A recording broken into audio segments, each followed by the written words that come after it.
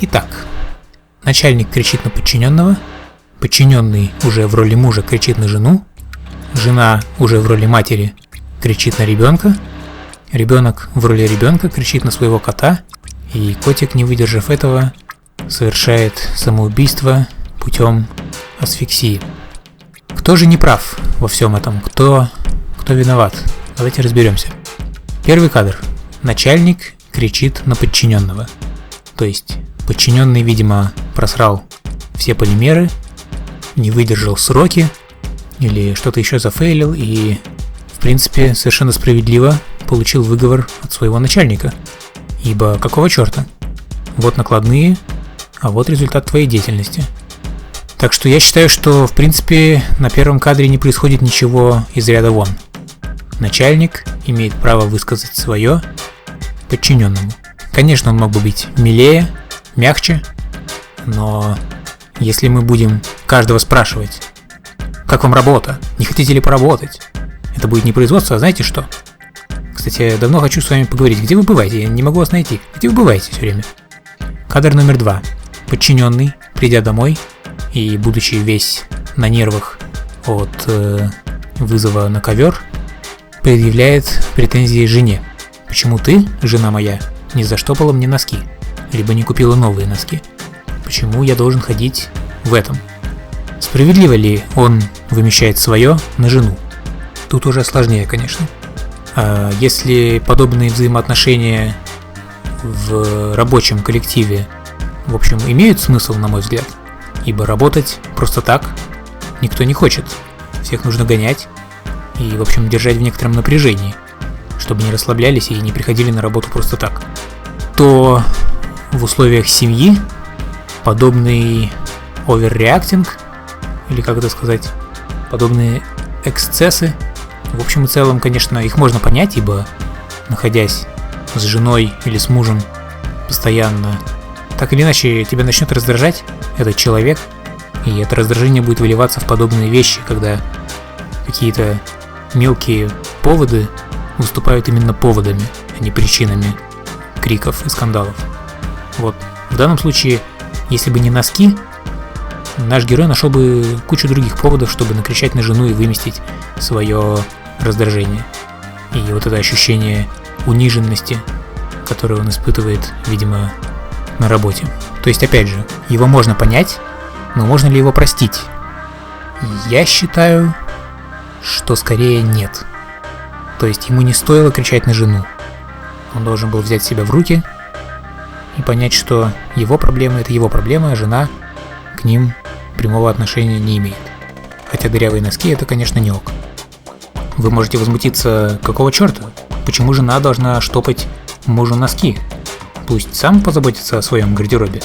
Но вы же понимаете, тут явно изображена Америка типа 60-х, а тогда все было гораздо менее прогрессивно, чем сейчас. И жена была женой, а муж был мужем.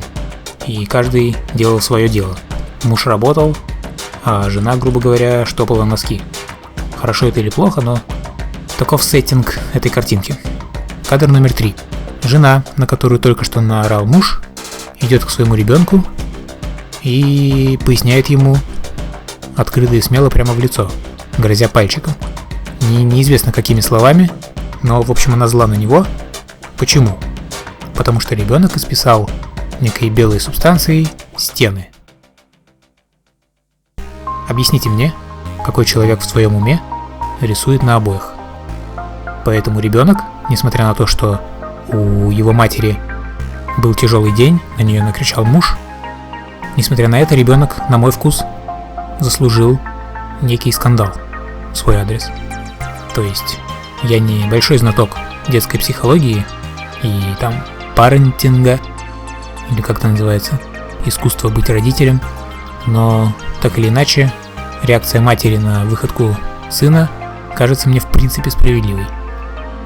4 кадр. Ребенок, разозленный и опечаленный неожиданным выговором от родной матери, ибо действительно кто мог предположить, что исписанные обои обернутся чем-то подобным. Так вот, ребенок, вместо того, чтобы сделать выводы, вынести какие-то уроки, принять меры к самому себе, Ребенок наш пошел и начал кричать на кота, который... Что? На полу валяется нечто разбросанное, раскиданное, расшвыренное и, скорее всего, разгрызанное. То есть котик что-то раскидал по полу. И ребенок на него кричит за это. Опять же, ребенка можно понять. И котик, в принципе, заслужил некий выговор, некую психологическую атаку со стороны человека за свою выходку. Ибо если животному спускать с рук все, то оно ничему не научится и продолжит своей выходкой. Поэтому, наверное, правильно делает мальчик, наказывая котика, чтобы котик в своей безмозглой голове связал как-то эти два факта, некое действие и последовавшее сразу за ним наказание. И пришел к выводу, что лучше это действие не совершать. Поэтому, несмотря на то, что картинка эта выставляет действие мальчика как некий отыгрыш за испытанное со стороны матери, отыгрыш на коте, на ком-то, кто слабее тебя, чем занимаются все предыдущие персонажи, я считаю, что его нельзя так уж винить, ибо котик дал повод. Котика нужно наказать. Плохой котик. Нет. Нет. Фу.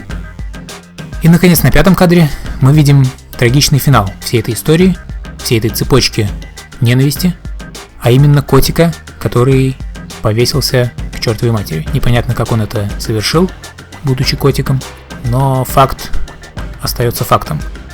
Котик не выдержал подобного напряжения и убил себя веревкой и гравитацией.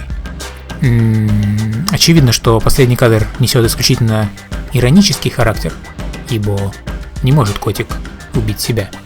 Он даже не может принять такое решение. Нет такой концепции, как самоубийство у животных, как мне кажется. Сейчас, конечно, вы мне скажете, что у каких-нибудь дельфинов или китов есть концепция самоубийства, но, камон, я сейчас говорю о простых существах типа котов.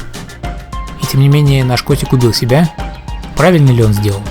Я считаю, что он, конечно, драматизирует ситуацию, и, в принципе, с его стороны достаточно было просто быть отныне хорошим котиком.